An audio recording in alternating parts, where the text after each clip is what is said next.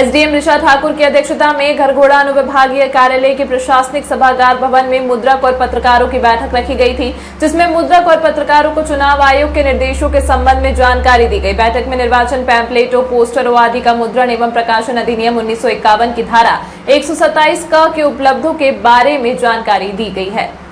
साथ में यह भी जानकारी दी कि व्यक्ति किसी ऐसे निर्वाचन पैम्पलेट अथवा पोस्टर का मुद्रण या प्रकाशन कराना अनिवार्य होगा जिसके मुख्य पृष्ठ पर मुद्रक एवं इसके प्रशासक का नाम व पता लिखा हो। साथ में निर्वाचन पैम्पलेट अथवा पोस्टर का मुद्रण नहीं करेगा जब तक प्रकाशक की पहचान की घोषणा उनके द्वारा हस्ताक्षरित 2 व्यक्ति जो उन्हें व्यक्तिगत रूप से जानते हों के द्वारा सत्यापित कर ऑर्डर देने पर ही प्रिंट करने की बात कही गई तथा उनके द्वारा डुप्लीकेट में मुद्रक को न दिया जाए।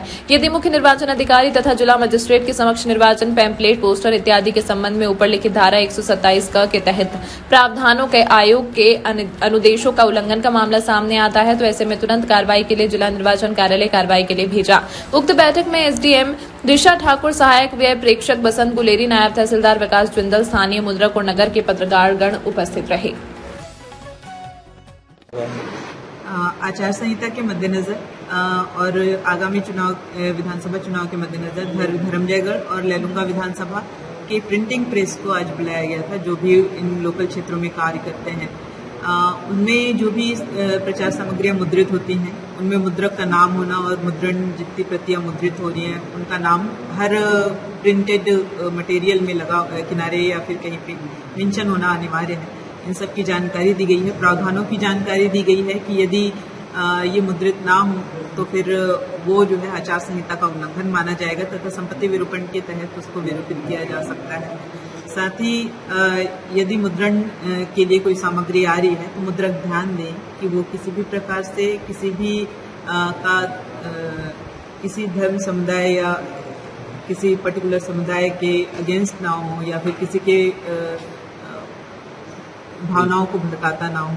जी, तो इस कंटेंट में किस प्रकार से कार्रवाई की जाएगी अगर ऐसा प्रतीत होता है? ये हम रिपोर्ट करेंगे जिला निर्वाचन अधिकारी को, वहाँ से फिर विधिक कार्रवाइयाँ होंगी। एक चीज बताएंगे मैम, अगर किसी दूसरे मुद्रक के मुद्रण को कोई दूसरा उसका सहयोगी भी हो सकता है, वो किसी दूसरे मुद्रक के पास में अगर फोटोकॉपी करवाता है उसका, तो किस तरह से किसके खर्चे में जुड़ेगा? फिर जो भी मुद्रक होंगे, जो भी प्रिंटर होंगे, प्रत्येक कॉपी को के नीचे चाहे वो उनके पास बन के आई हो या उन्होंने खुद उसको डिजाइन किया हो, किनारे में अपने द्वारा मुद्रण की हुई प्रति और उनके द्वारा प्रिंट की गई संख्या, प्रतियों की संख्या अंकित करेंगे कि मुद्रक का नाम ये है और मुद्रित की हुई प्रतियां इतनी हैं।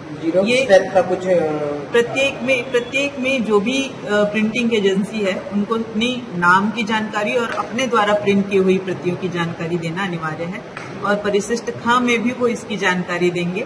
परिशिष्ट क में प्रकाशक उसकी जानकारी देगा। जी मैम, बताएंगे जिस प्रकार वाल लेखन किया जाता है तो प्रिंटरों के लिए क्या गाइडलाइन है, क्या सूचना दिया जा रहा है उनके लिए? अभी जो है वो दस्तावेजों के प्रिंटिंग के लिए मीटिंग बुलाया गया था और वॉल लेखन के लिए अलग से स्टैंडर्ड राशि नियत है कि इतने रुपए प्रति पर स्क्वायर फीट या इस तरह का, तो उसके अकॉर्डिंग उसका रेट डिसाइड किया जाएगा।